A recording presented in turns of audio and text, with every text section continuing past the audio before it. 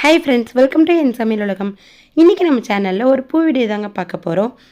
Paper straw வச்சோ வால்நார் வச்சோ நான் இதே மெத்தடில் வந்து நிறைய பூ கட்டியிருக்கேங்க. ஆனால் நிறைய பேர் அந்த ரெண்டுமே எங்கள் வீட்டில் கிடைக்கல, நூல்லையே எப்படி கட்டுறதுன்னு கேட்டிருந்தீங்க. அதுக்காக தாங்க இந்த வீடியோ அப்லோட் பண்ணியிருக்கேன். ஒரு 5 நூல் வந்து நல்லா திக்கான நூலாக வந்து போட்டுக்குங்க. நல்லா ரோப் மாதிரி இருக்கும் இல்லைங்களா, அந்த 5 நூல் எடுத்துக்குங்க. அதில் வந்து சன்னமான ஒரு நூலை கட்டிக்கிங்க. பூ கட்டுறதுக்கு தேவைப்படுற நூல் வந்து சன்னமாக இருக்கணுங்க. உள்ள நூல் இல்லை நார்மல் பூ கட்டுற நூலும் யூஸ் பண்ணிக்கோங்க. அந்த கிரிப்புக்காக கொஞ்சம் ரோப் மாதிரி இருக்கிறத வந்து ஒரு 5-6 லைனுக்கு வந்து எடுத்துகிட்டு இந்த மாதிரி கட்டி வச்சுக்கோங்க.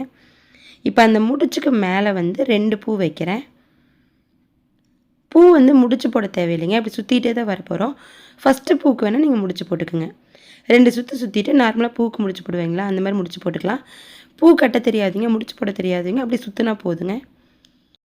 அடுத்த பூ வைக்கும்போது கொஞ்சம் கீழே இறக்கி வைக்கணுங்க, அப்போ தான் அடுக்கடுக்காக வரும். நூலுங்கிறதுனால கொஞ்சம் கிரிப்பு கிடைக்காது, பார்த்து கட்டிக்கிங்க. உருகி மட்டும் வந்துட வேண்டாங்க, அந்த மாதிரி நீங்கள் சுற்றிக்கிட்டே போதும். காம்பு மேலே வர மாதிரி சுற்றிடுங்க நூலை, அவ்வளோதாங்க. சுற்றிட்டு இந்த மாதிரி பின்னாடி பக்கம் நூலை பிடிச்சிக்கணும். அப்புறம் தான் இன்னொரு கை எடுக்கணும். நூலை விட்டிங்கன்னா லூஸ் ஆயிரும், அப்படி பூ வந்து உருகி கீழே விழுந்துருங்க. அடுத்து வந்து நான் இடையில பர்பிள் கலர் பூ வைக்கிறேன். இதுக்கு பதிலாக நீங்கள் ஆர்டிஃபிஷியல் ரோஸோ இல்லை வேறு ஏதாவது ஒரிஜினல் ரோஸோ சாரீ கலர் என்னவோ அதுக்கு மேட்ச் பண்ணி கூட கலர் வைக்கலாம் பூவு. இல்லை வைக்காமல் அப்படியே மல்லிகைப்பூ கூட கட்டலாங்க. நான் வந்து இன்றைக்கி பர்பிள் கலர் பூ வந்து சென்ட்ரல் மட்டும் ஒன்று வச்சு அதே மாதிரி சுற்றிக்கிறேன்.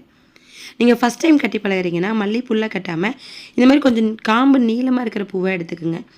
இந்த பர்பிள் கலர் பூ இல்லை வந்து வேறு ஏதாவது ரோஸ் அதெல்லாம் வந்து கொஞ்சம் காம்பு பெருசாக இருக்கும் இல்லைங்களா, அந்த மாதிரி ரோஸ் அந்த மாதிரி பூவில் கட்டி பழகினீங்க அப்படின்னா கொஞ்சம் கட்டுறதுக்கு ஈஸியாக வருங்க. நல்லா க்ரிப்பாக சுற்றிட்டு இருந்தால் போதும். நூலுங்கிறதுனால கொஞ்சம் க்ரிப்பு வந்து கிடைக்காதுங்க, கஷ்டமாக இருக்கும். அந்த காம்பை விட்டு கீழே வந்துடாமல் காம்பு மேலேயே வர மாதிரி சுற்றிக்கிங்க. இதே போல் தாங்க ஃபுல்லாகவே கட்டணும். எந்த அளவுக்கு நீளம் வேணுமோ அந்த அளவுக்கு கட்டிக்கிங்க, இடையில கட் பண்ண முடியாது. இப்போ ஓரளவுக்கு வந்து ஒரு சுற்றுக்கு வர மாதிரி கட்டிக்கிட்டேங்க. லாஸ்ட்டாக முடிச்சு போடுறதுக்கு வந்து ஒரு 2 சுற்று சுற்றிட்டு அப்படி திருப்பிக்கணும். இந்த மாதிரி திருப்பி நூல் வந்து ரொம்ப நீளமாக இருக்குன்னா கட் பண்ணிக்கிங்க, அப்போ முடிச்சு போட ஈஸியாக வரும். நார்மலாக முடிச்சு எப்படி போடுவோமோ அந்த மாதிரி போடணுங்க.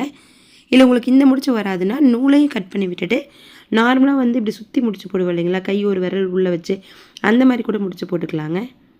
நம்ம ஸ்ட்ராலையோ இல்லை வால்நார்லையோ வச்சு கட்டும்போது ரொம்ப ஸ்டிஃபாக பூ நிற்கும். ஆனால் இந்த பூ வந்து பார்த்திங்கன்னா ரொம்ப ஸ்டிஃபாக வளைஞ்சு நிற்காதுங்க, ஒரு அளவுக்கு தான் வளையும். இன்னொன்று இந்த ஷேப் வந்து பார்த்திங்கன்னா நூல் தெரியாமல் இருக்குங்க. மற்றபடி வந்து கரெக்டான அந்த ஷேப் வந்து நம்ம சென்டரில் வச்சது அந்த மாதிரி சென்டராக அப்படியெல்லாம் வராதுங்க, கலந்து கலந்து தான் வருது. ஆனால் மாலை கட்டின மாதிரி சுற்றி வர பூவாக இருக்குங்க, நூலே தெரியாது.